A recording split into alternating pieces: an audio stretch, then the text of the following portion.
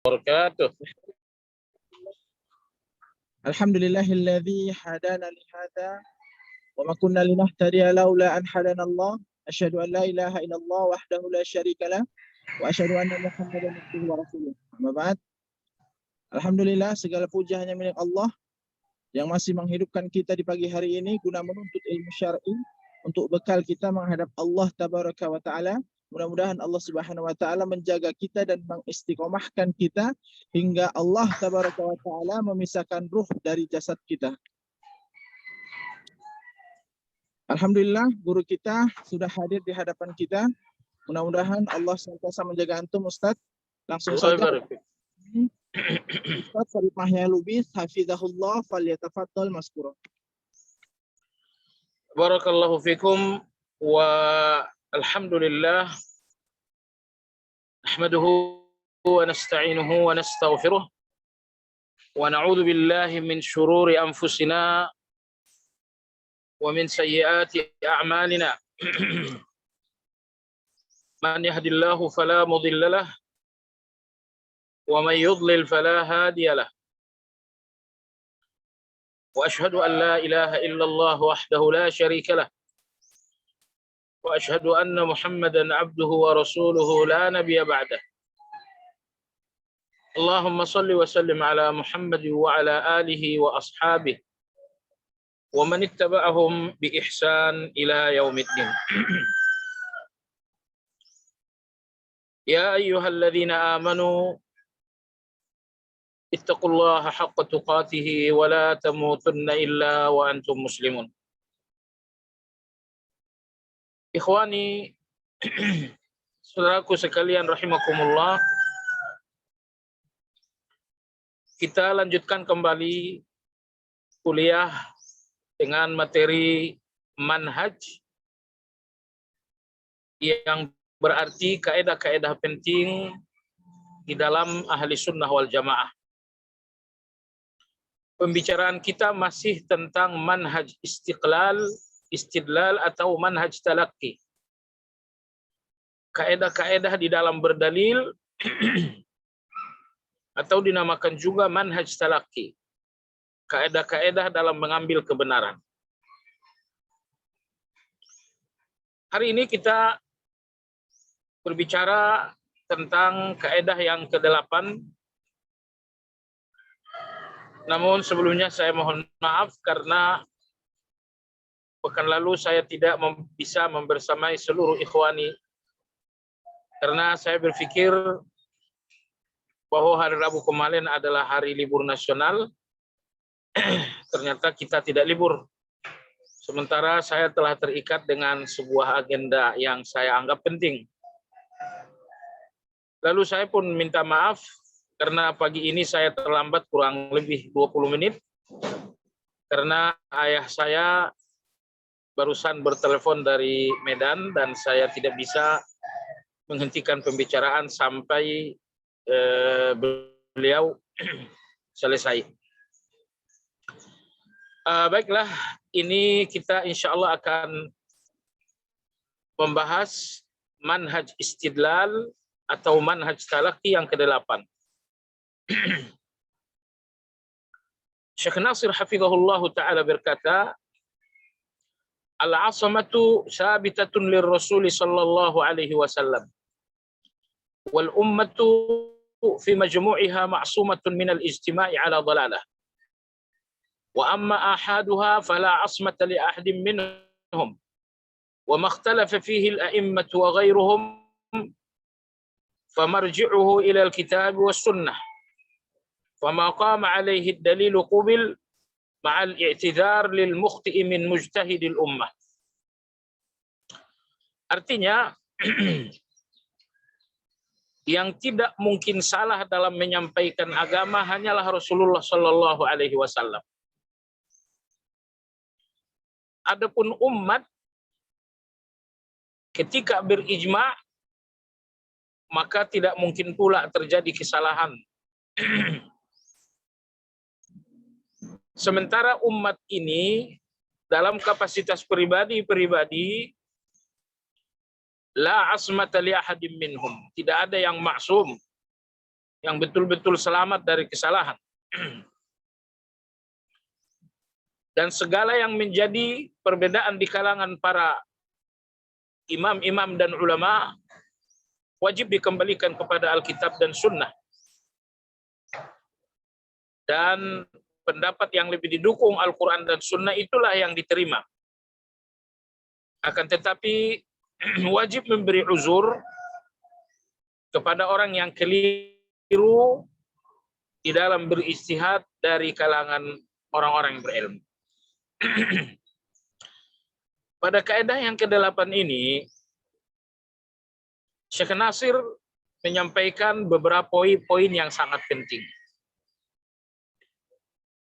Poin pertama, beliau berbicara tentang maksum. Tentang sesuatu yang tidak pernah salah dalam agama. Kata beliau hanya ada 2. Yang pertama, semua yang datang dari Nabi tidak mungkin ada salahnya. Dan yang kedua, segala yang datang dari ijma', yakni konsensus para ulama. Hanya 2 ini saja yang kategori maksum dalam agama. Hanya 2 ini saja yang kategori tidak mungkin salah. Semua yang datang dari Nabi mustahil salah. Lalu semua yang datang dari ijma' ulama-ulama itu pun mustahil salah. Nah, ini poin pertama. Poin kedua, adapun ulama-ulama dalam kapasitas pribadi mereka bisa salah dan bisa benar. Bisa salah dan bisa benar, itu dalam kapasitas pribadi. Nah, sampai di sini, ketika Anda bertemu dengan seorang guru, Anda bertemu dengan seorang ustadz, seorang syekh, ingat baik-baik, semua ucapannya dalam kapasitas pribadi bisa benar, bisa salah. Hanya saja kebenaran orang-orang yang berilmu adalah kemungkinan besar. Dan kesalahan mereka adalah kemungkinan kecil. Tapi pada hakikatnya, ucapan orang yang berilmu bisa benar, bisa salah. Walaupun ucapan mereka lebih dekat kepada kebenaran. Namun kemungkinan salah itu nggak boleh dinafikan. Siapapun yang menafikan kesalahan atas ucapan seorang yang berilmu dalam kapasitas pribadi, misalnya dia mengatakan guru saya nggak mungkin salah. Misalnya Ustadz Fulan nggak mungkin salah. Misalnya Syekh Fulan nggak mungkin salah. Menafikan kesalahan atas ucapan seorang ustadz atau syekh tapi dalam kapasitas pribadi, ini yang dinamakan dengan asabiyah. Ini yang dinamakan dengan fanatisme. Dan fanatisme atau asabiyah ini penyakit. Penyakit yang merusak manhaj istidlal, manhaj talaqi. Dalam kita mencari dan mengambil kebenaran, ambil kebenaran mutlak 100% dari apa yang maksum, yaitu yang datang dari Nabi dan yang datang dari ijma'. Adapun yang datang dari orang berilmu secara secara pribadi, maka kita ambil dengan tetap berpegang pada prinsip bahwa pandangan pribadi, pendapat pribadi, orang yang berilmu dekat dengan kebenaran, tapi ada kemungkinan salah. Maka tidak boleh menutup kemungkinan salah atas sebuah ucapan orang yang berilmu yang sifatnya pribadi. Saya tegaskan sekali lagi, ketika Anda menafikan kesalahan ucapan seorang yang berilmu dalam kapasitas pribadi, ini yang dinamakan dengan fanatisme. Bahasa manhajnya dinamakan dengan asabiyah. Fanatisme ini kalau dibiarkan sehingga membentuk satu komunitas, maka muncul yang bernama hizbiyah, yaitu sekelompok orang yang fanatis kepada seorang guru. Jadi kalau cuma seseorang namanya asabiyah atau fanatisme. Tapi ketika itu sesuatu yang berjamaah, sekelompok orang, pokoknya ngajinya harus ke sana, gitu ya. Kebenaran hanya ada di sana. Itu menjadi hizbiyah. Jadi hizbiyah itu adalah perkembangan dari fanatisme atau asabiyah. Apabila telah muncul asabiyah dan ini enggak segera disembuhkan, ini enggak segera diantisipasi, maka asabiyah ini akan menjadi hizbiyah. Dan sebetulnya itu yang menjadi tantangan dakwah ini di lapangan. Seiring dengan banyaknya kajian-kajian, ternyata orang awam yang hadir dalam kajian itu nggak mampu lepas dari fanatisme itu.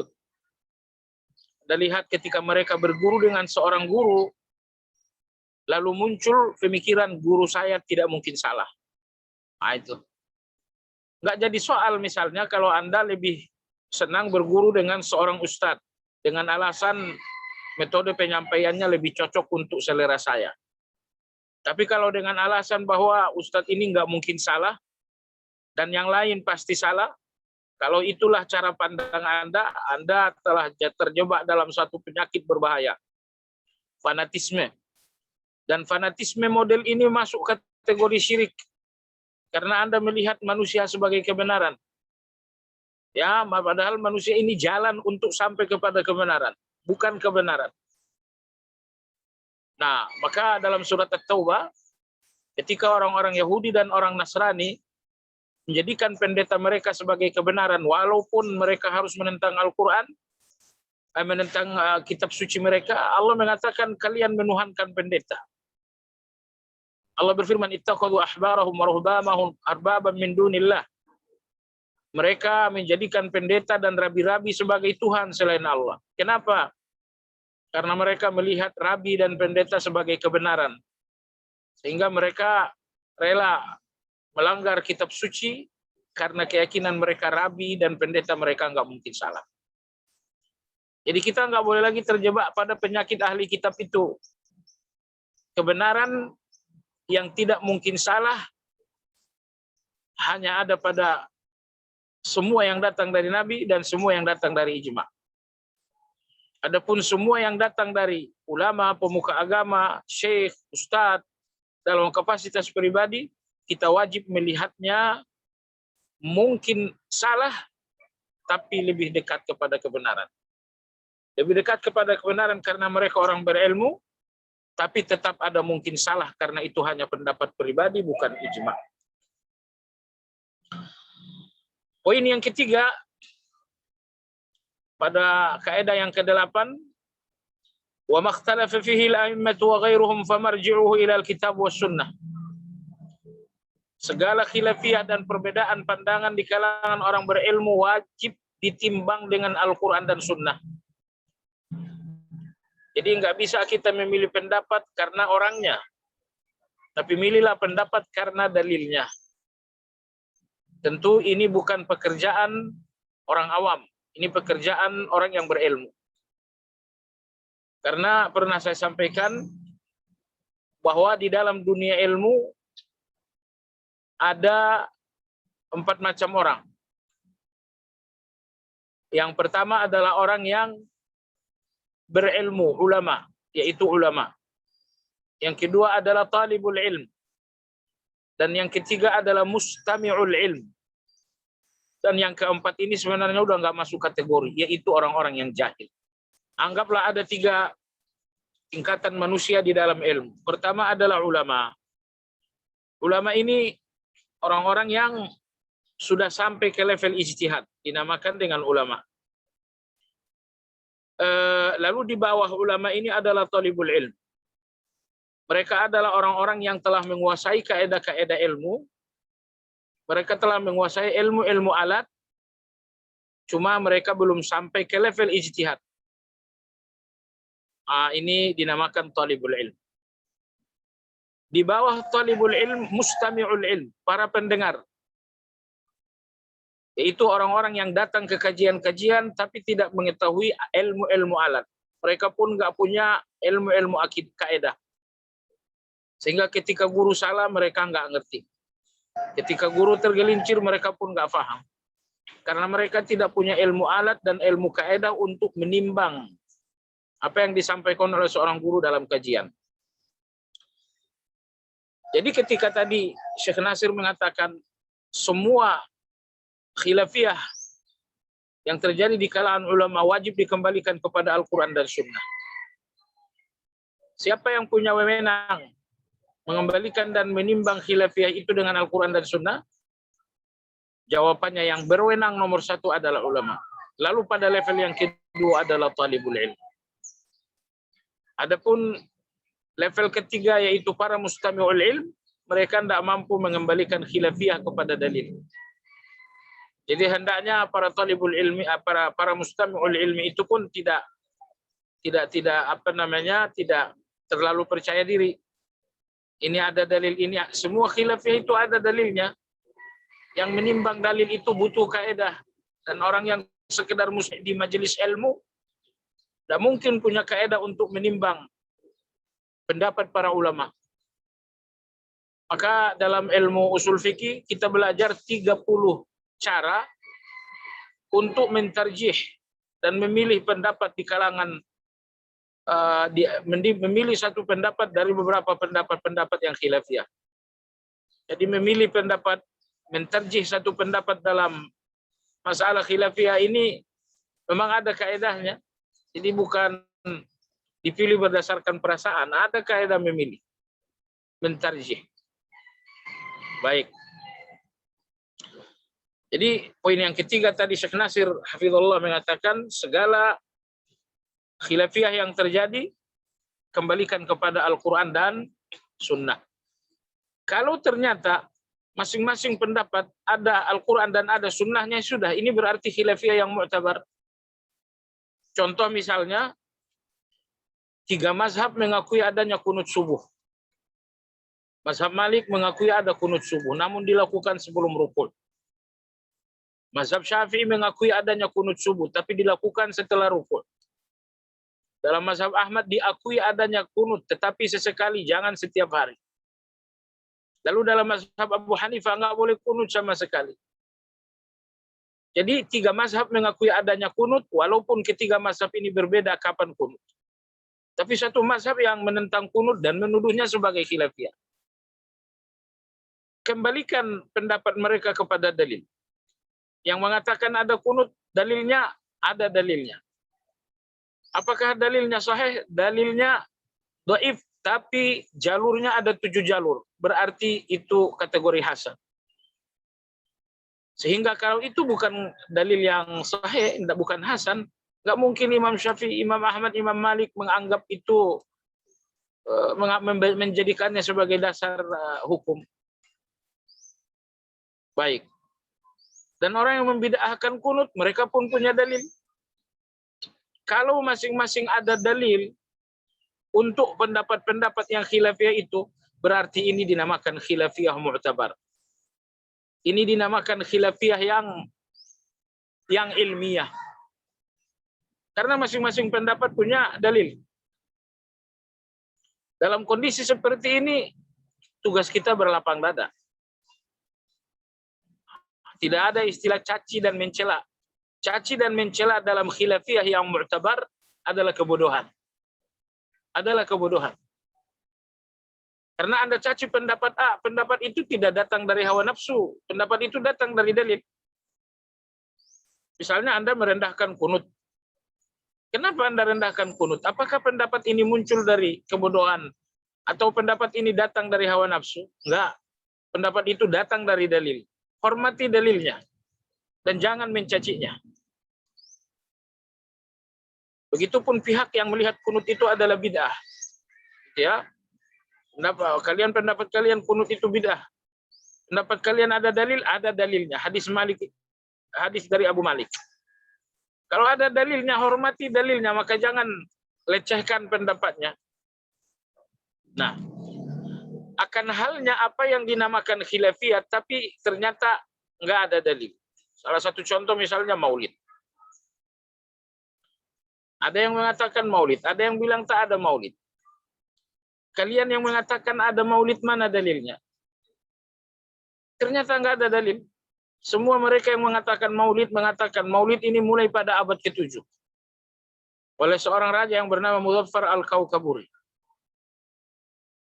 Baik, kalau yang melakukannya Raja Muzaffar al-Kaukaburi pada abad ke-7, berarti tidak ada maulid dari abad 1 abad ke-7. Nggak ada dalil. Nah, kalau tidak ada dalil, ini tidak mungkin dinamakan khilafiyah. Ya, khilafiyah itu perbedaan yang masing-masing ada dalilnya. Maka khilafiyah dengan ahli bidah bukan khilafiyah. Karena ahli bidah itu nggak punya dalil. Maka khilafiyah di kalangan ahli sunnah itu yang khilafiyah. Karena khilafiyah di kalangan ahli sunnah adalah khilafiyah yang berdalil. Hanya saja sudut pandang terhadap dalil itu berbeda. Adapun khilafiyah dengan ahli bidah, khilafiyah nggak ada dalil. Karena mereka nggak mengikuti dalil. Kalau mereka mengikuti dalil, nggak mungkin ahli bidah namanya. Nah, jadi walaupun misalnya ada orang-orang mengatakan ini khilafiyah kita berlapang dada. Ya, lapang dada dalam khilafiyah itu betul. Tapi khilafiyah seperti apa yang harusnya menjadi lapang dada? Jawabannya adalah khilafiyah yang mu'tabar. Yaitu khilafiyah yang masing-masing memiliki dalil. Baik.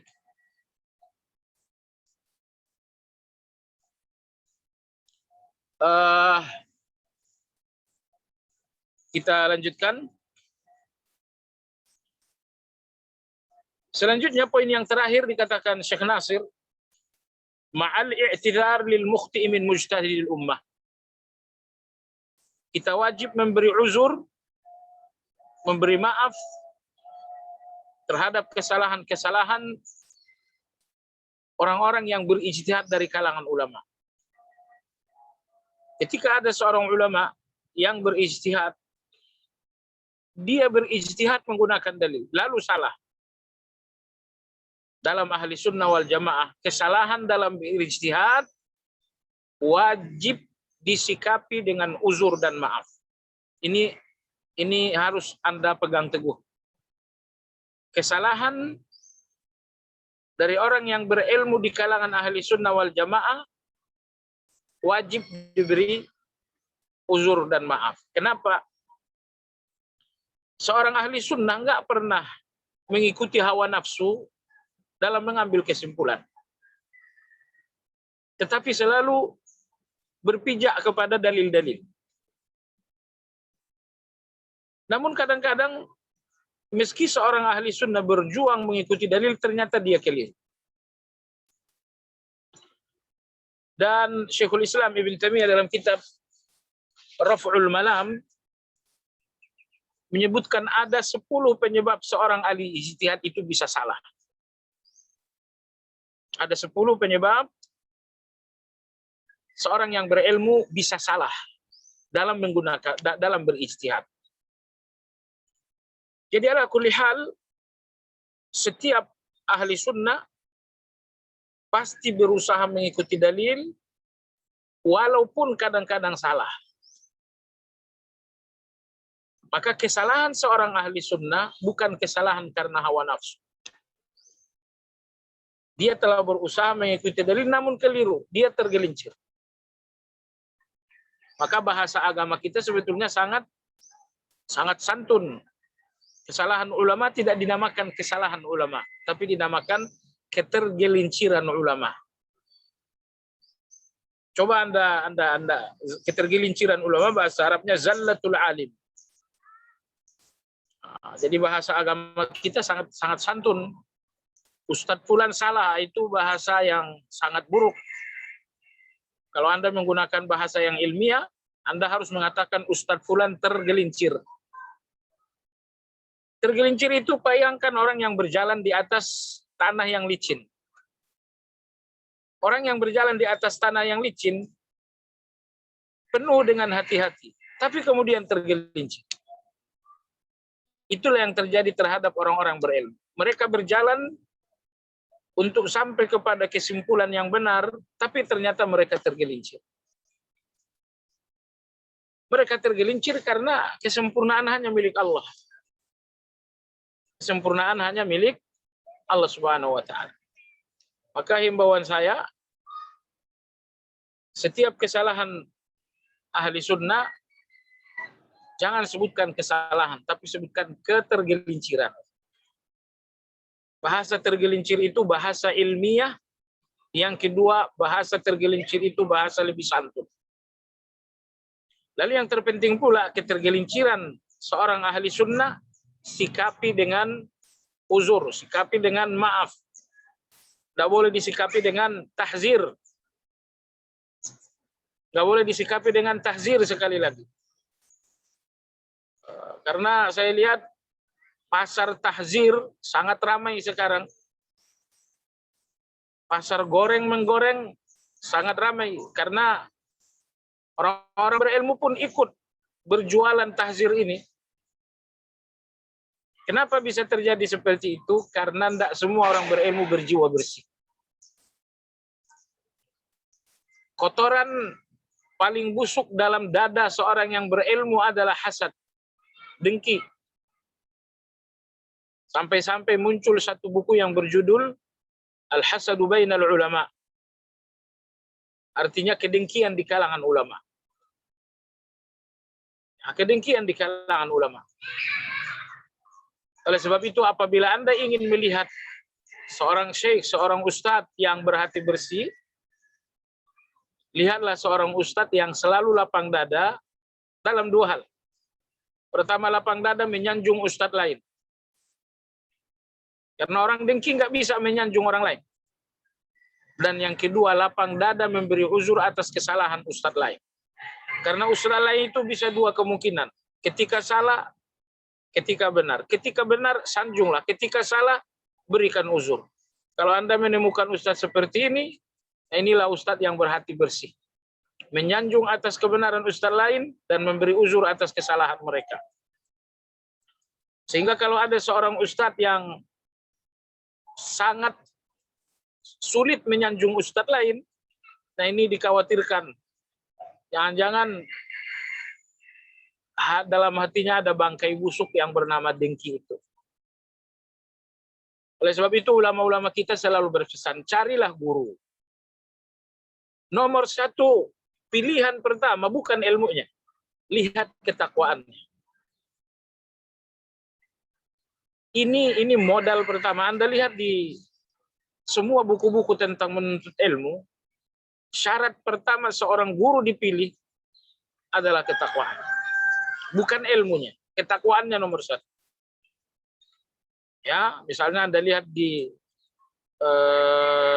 kaidah menuntut ilmu yang ditulis oleh Imam Ibnu Abdul Bar, ataupun kaidah menuntut ilmu yang ditulis oleh Zarnuji dalam kitab Ta'lim Muta'allim, semua yang mengatakan pilihlah guru. Syarat pertama dia punya ketakwaan.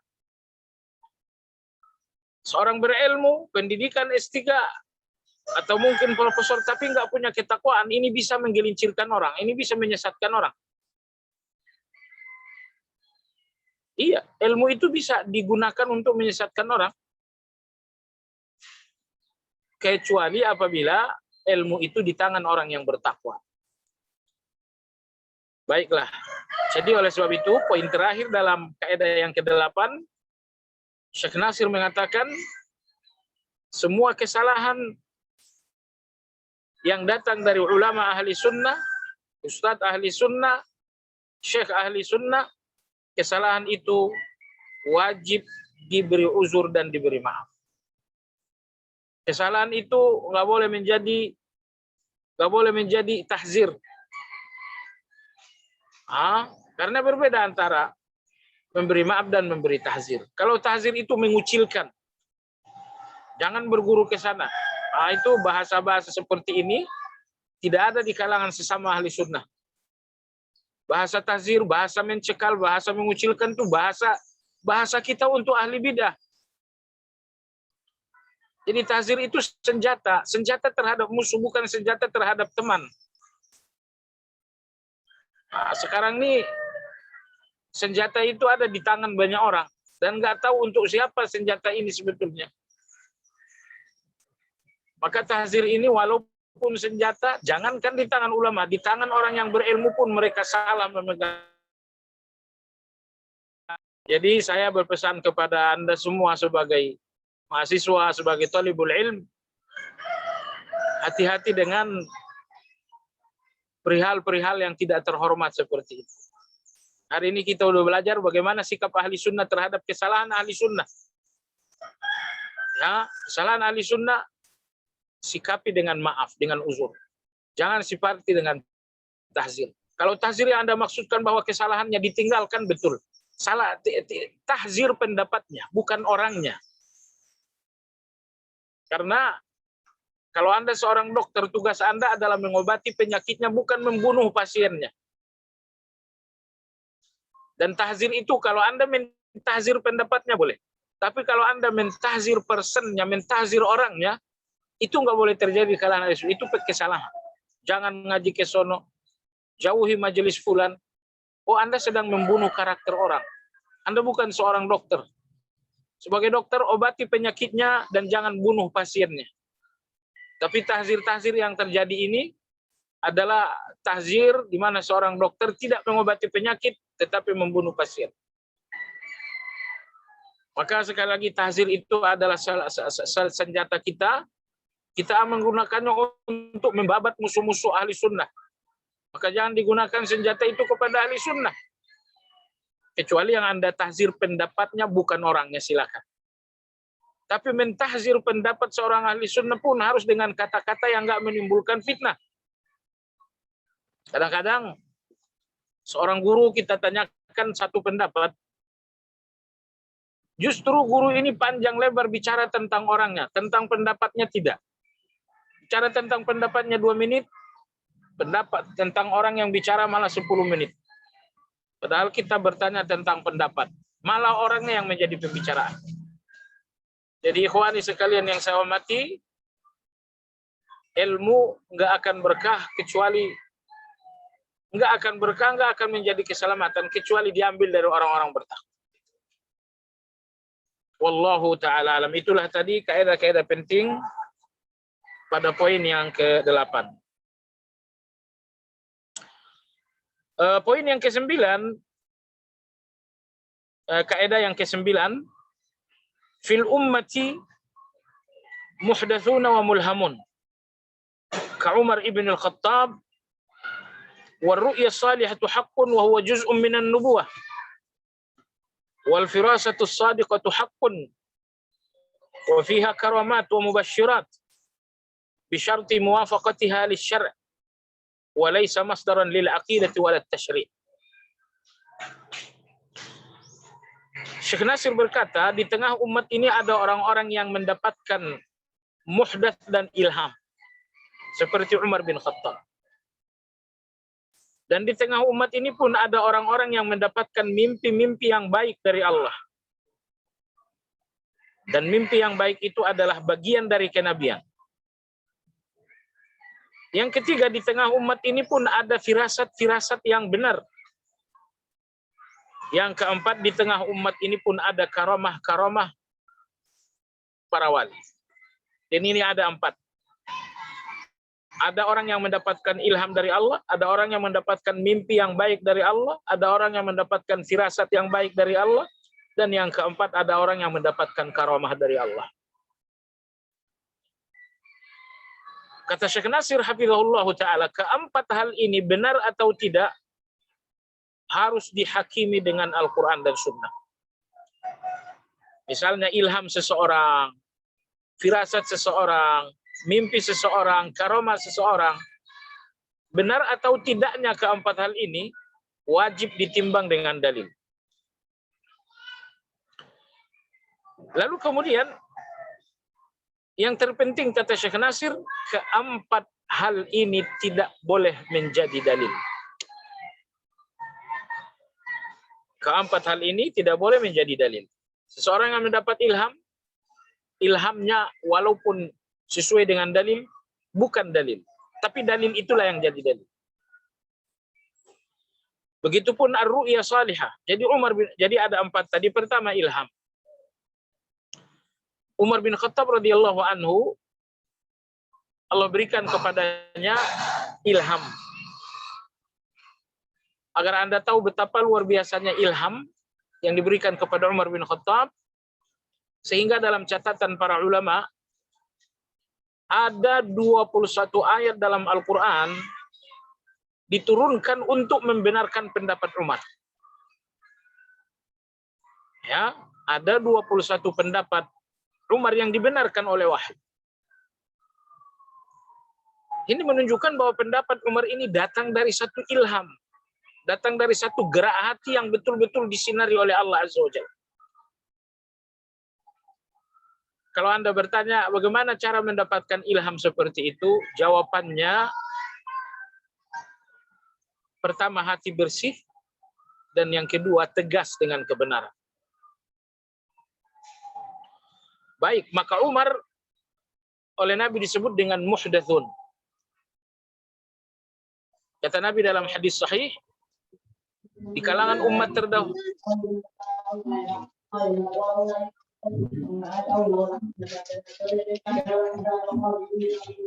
Halo?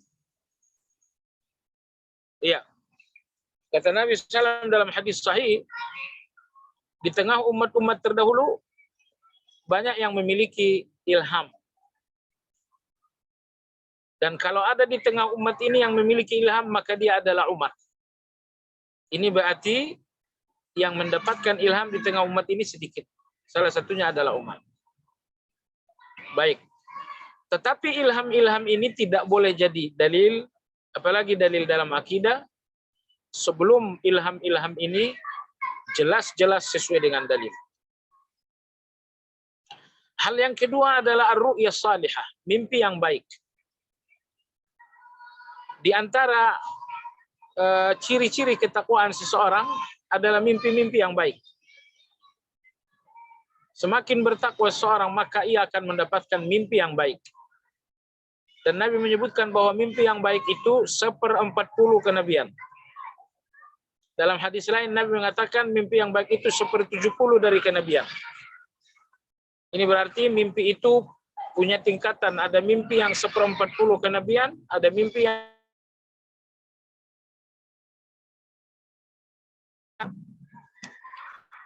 Kenapa mimpi yang baik dinamakan dengan bagian dari kenabian? Karena Nabi kita sebelum menerima wahyu mendapatkan mimpi-mimpi baik terlebih dahulu. Beliau selalu bermimpi melihat fajar terbit. Dan ujungnya turunlah wahyu. Maka mimpi-mimpi yang baik bagian dari kenabian. Allah berfirman dalam Al-Quran, Ala inna awliya Allah la khawfun alaihim wa lahum yahzanun. Alladzina amanu wa hum yattaqun. Lahumul busyra fil hayatid dunya. Wali-wali Allah itu adalah orang-orang yang tidak gelisah dan tidak takut. Mereka adalah orang-orang yang beriman dan bertakwa. Ayat berikutnya lahumul busyra. Bagi mereka ada kegembiraan di dunia. Nabi kita menafsirkan kegembiraan adalah ar-ru'ya salihah. Ini berarti ar-ru'ya salihah atau mimpi-mimpi yang baik terjadi kepada para wali-wali Allah. Namun demikian mimpi-mimpi yang baik itu meski terjadi kepada para wali tidak boleh menjadi dalil. Kalau sesuai dengan dalil, berdalillah dengan dalil, jangan dengan mimpinya. Lalu yang ketiga adalah al-firasatus shadiqah. Ada firasat yang baik. Firasat itu pun salah satu tanda ketakwaan. Kata Imam Ibnu Qayyim, di antara tanda ketakwaan yang sangat ajaib adalah firasat. Dan Allah membenarkan itu. Kata Allah dalam Al-Quran, Inna fi dzalika laayatin lil mutawassimin. Dan yang demikian itu adalah tanda kekuasaan Allah bagi orang-orang yang ahli firasat. Orang Indonesia berfirasat setelah kejadian. Terjadi kematian, kemudian baru muncul komentar firasat. Itu bukan firasat. Firasat itu adalah firasat tentang yang akan datang. Firasat yang akan datang. Firasat yang paling tajam kata ulama kita ada 3. Pertama, firasat istri Firaun ketika menemukan bayi Nabi Musa. Istri Firaun ini mengatakan, la taqtuluhu asa ayyamfa'na aw nattakhidahu walada. Ini anak jangan dibunuh. Siapa tahu menjadi manfaat. Dan ternyata 40 tahun kemudian anak ini menjadi rasul. Itulah firasat. Firasat itu bisa menembus waktu yang akan datang. Firasat kedua yang sangat tajam adalah firasat Khadijah radhiyallahu anha. Ketika Nabi SAW menerima wahyu Buhira, beliau turun dengan wajah pucat dan ketakutan. Dia cerita kepada Khadijah, dijumpai seorang laki-laki bla bla bla bla. Khadijah radhiyallahu anha mengatakan, saya nggak tahu siapa dia, tapi dia bukan orang jahat. Dan ini pertanda bahwa engkau, wahai Muhammad, akan menjadi orang yang ditinggikan oleh Allah. Peristiwa Buhira bukan peristiwa yang perlu ditakutkan. Dan ternyata apa yang dikatakan Khadijah benar. Peristiwa Buhira adalah peristiwa yang justru mengangkat derajat Nabi SAW menjadi seorang Rasul. Firasat yang ketiga adalah firasat Abu Bakar tentang Umar. Ketika Abu Bakar akan wafat, dia memanggil Umar.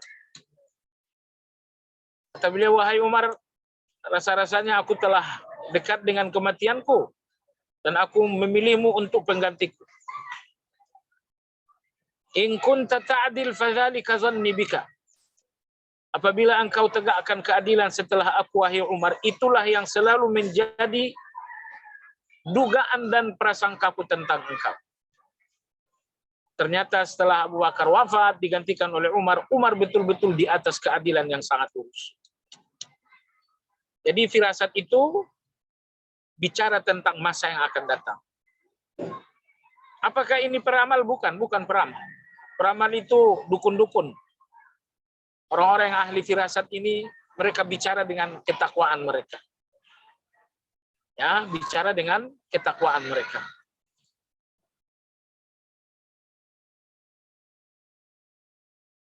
Lihat Umar begini-begini, akhirnya dia berfirasat.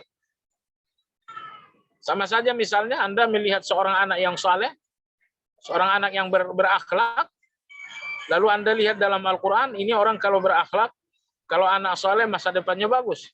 Maka Anda bilang, masa depan kamu insya Allah bagus. Kenapa? Karena perilaku anak ini, berdasarkan rekomendasi Al-Quran, adalah perilaku yang akan membawa kepada masa depan yang baik. Jadi firasat itu nggak lepas dari Al-Quran dan Sunnah. Ya, jadi beda dengan orang-orang pintar, peramal-peramal. Mereka cuma meramal, nggak ada dasar ramalannya. Nggak ada pijakan dari ramalan itu. Nah, kalau kita enggak, misalnya saya lihat seorang yang dizalimi. Dia dizalimi. Dan ternyata dia sabar sekali di dalam kezaliman itu. Lalu saya mengatakan, insya Allah, kamu akan menang dalam masalah ini. Kamu akan menang dalam perkara ini.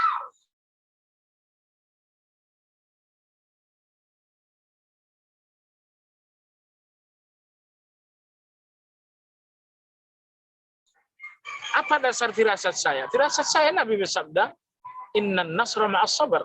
Pertolongan Allah ada di dalam kesabaran. Maka ketika saya melihat dia sabar, saya katakan, insya Allah kamu akan menang dalam perkara. Itu firasat saya, tapi firasat saya itu berpijak kepada dalil. Nah, tapi firasat ini pun tidak boleh menjadi dalil untuk menetapkan kebenaran. Yang keempat adalah karamah. Allah berikan karamah kepada fulan. Ya. Tapi karamah ini nggak boleh mengganggu gugat kebenaran. Misalnya ada seorang yang dianggap karamah, lalu dia ucapkan kata-kata yang bertentangan dengan Al-Quran dan Sunnah, enggak. Seorang yang diberi karamah, ucapannya enggak boleh jadi dalil. Dalil itu Al-Quran dan Sunnah, kemudian ijma. Jadi kata Syekh Nasir rahimahullah, hafizahullah taala, 4 hal ini, ilham, mimpi baik, firasat seorang mukmin, lalu yang keempat adalah karamah. Keempat hal ini dianugerahkan oleh Allah kepada orang-orang yang mulia, tapi nggak berarti keempat hal ini boleh menjadi dalil. Menggunakan keempat hal ini dalil ini adalah manhaj kaum tasawuf.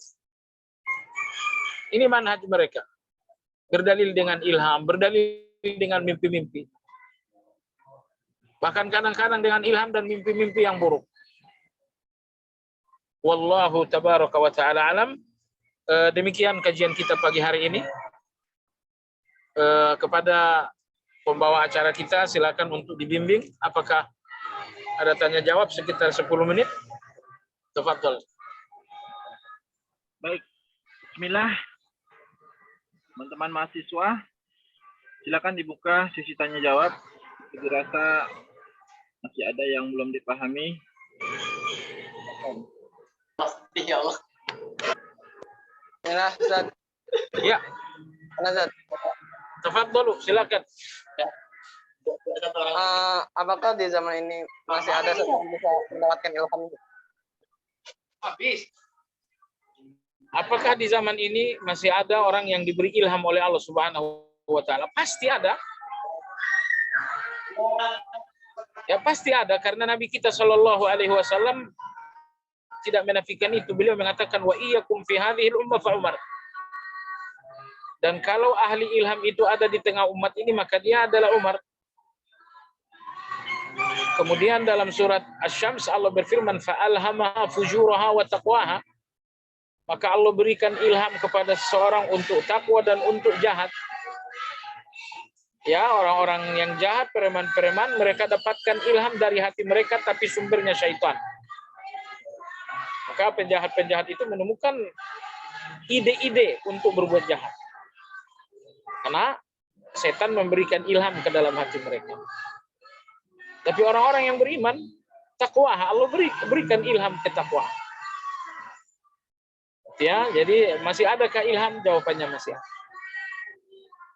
Siapa orangnya? Ya kita nggak tahu. Intinya kalau ilham dari Allah berarti dia pertama bertakwa orangnya, dan yang kedua dia pun tegas dalam kebenaran. Orang-orang yang nggak punya ketegasan dalam kebenaran tidak diberikan oleh Allah ilham. Makanya di zaman Nabi yang diakui Nabi dapat ilham adalah Umar. Kenapa? Karena ketegasannya yang melebihi yang lain. Abu Bakar radhiyallahu anhu tegas dalam kebenaran, tapi ketegasan Umar lebih tinggi. Maka ini syarat penting untuk seorang mendapatkan ilham. Iya, pertanyaan kedua. Baik Ustaz, pertanyaan dari Ana, Bismillah, terkait dengan ilham. Bagaimana kita mengetahui bahwa ilham atau firasat yang memang datang dari Allah melalui orang yang bertakwa. Sementara tadi menemui orang-orang yang kita tidak tahu bagaimana kesehariannya, namun dia seperti mendapatkan mimpi bahwa keluarganya ada mau meninggal, Ya. mau terjadi ini dan itu, dan ternyata itu kalau benar. tidak mengetahui keadaan orangnya, kesehariannya, kepribadiannya, berarti kita nggak boleh memutuskan apa-apa. Ini karam, nggak boleh memutus sampai kita benar-benar melihat kesehariannya. Bukan cuma kesehariannya, tetapi lihat komitmennya dengan sunnah. Imam Syafi'i rahimahullah ta'ala mengatakan,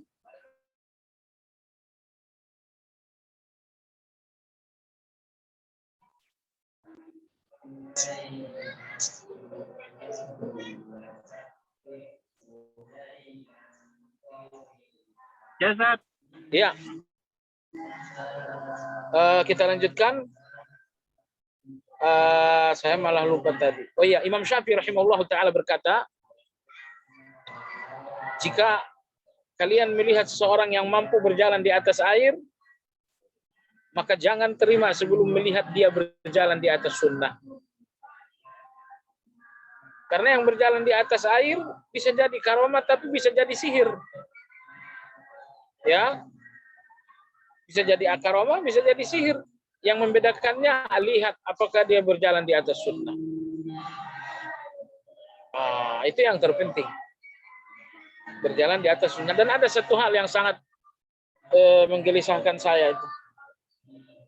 Melalui media massa akhir-akhir ini, masyarakat kita heboh dengan sejumlah orang-orang yang sakit mental, ya anggaplah gila gitu, tapi mungkin bahasanya nggak tepat kalau gila. Anggaplah orang yang mengalami gangguan mental, lalu dianggap sebagai wali. Ada yang bernama Abu Bakar As-Segaf, ada juga yang bernama Mbah Fanani.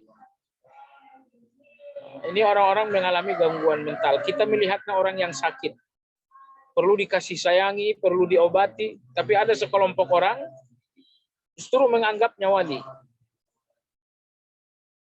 Menganggapnya wali. Kenapa demikian? Karena ada seorang Habib yang mengatakan mereka itu wali. Mbah Fanani ini konon bertapa di Gunung Dieng kurang lebih 30 tahun.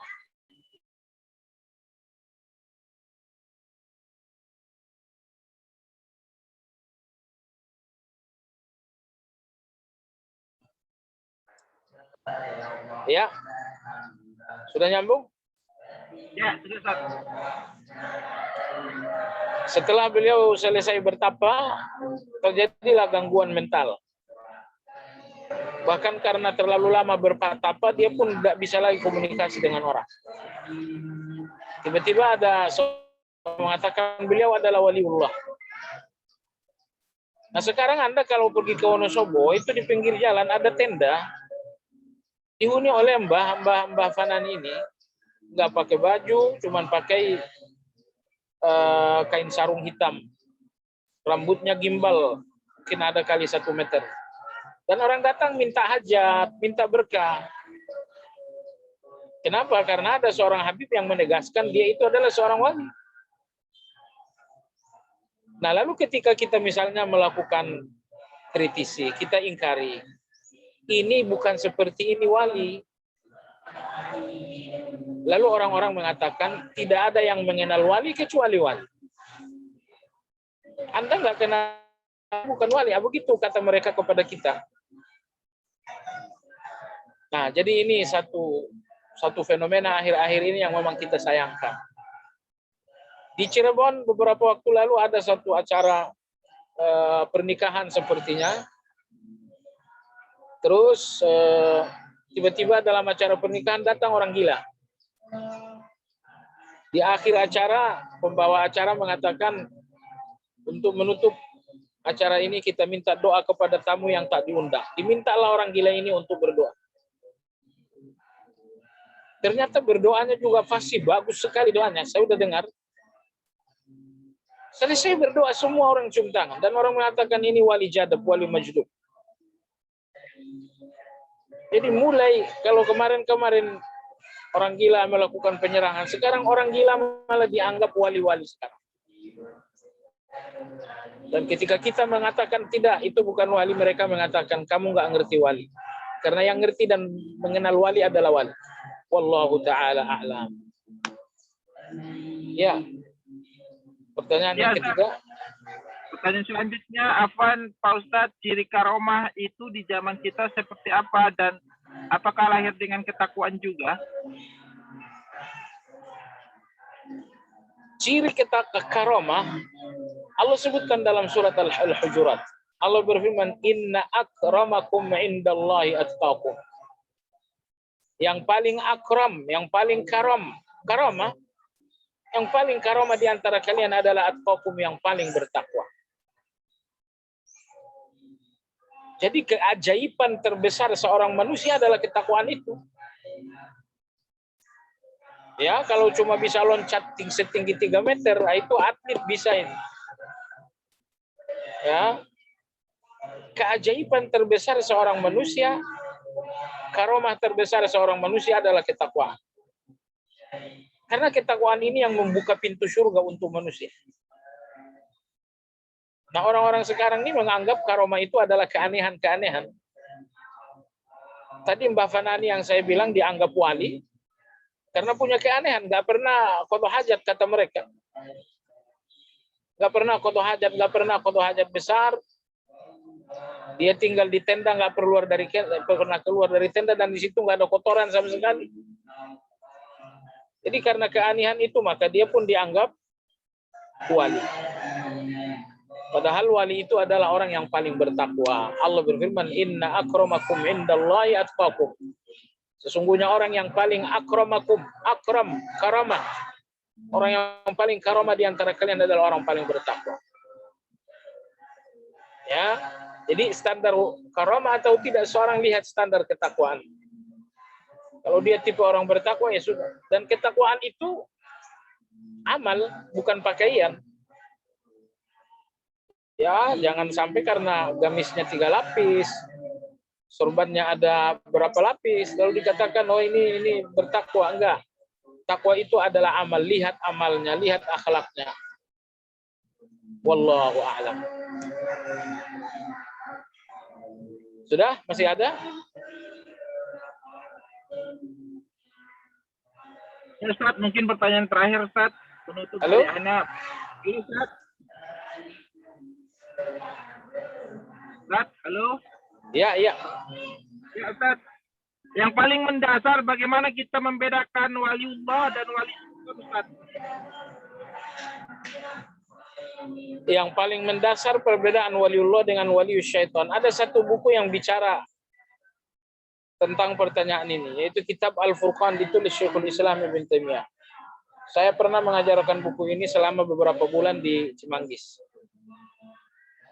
Apa perbedaan waliullah dengan wali syaitan? Perbedaannya kembali kepada tadi, ketakwaan. Itulah waliullah. Dan wali syaitan itu tidak ada ketakwaan sama sekali. Mereka hanya menonjolkan simbol-simbol ketakwaan. Simbol ketakwaan dalam bentuk gamis, simbol ketakwaan dalam bentuk serban. Tapi hakikat ketakwaan itu nggak ada. Cara bicaranya ternyata takabur, sholat ke masjidnya ternyata nggak pernah jamaah. Ya. Kemudian kata Syekhul Islam Ibnu Taimiyah, yang paling menonjol dari wali-wali itu adalah ilmu. Tidak ada wali dari kalangan orang-orang bodoh. Waliullah itu adalah orang-orang berilmu. Maka kalau orang-orang gila dinamakan wali, di mana ilmunya? Dia nggak tahu mana yang benar, mana yang salah. Dia nggak mengetahui mana yang sunnah, mana yang bidah, mana yang syirik, mana yang tauhid.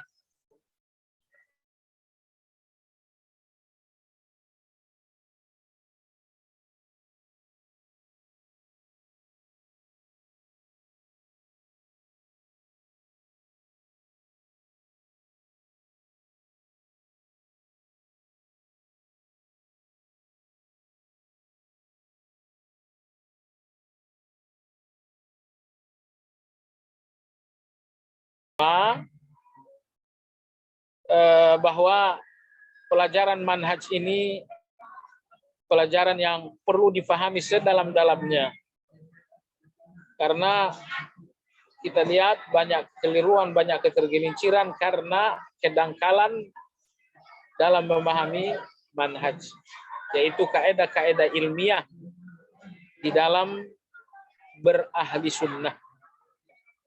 Wallahu ta'ala alam. Itu saja.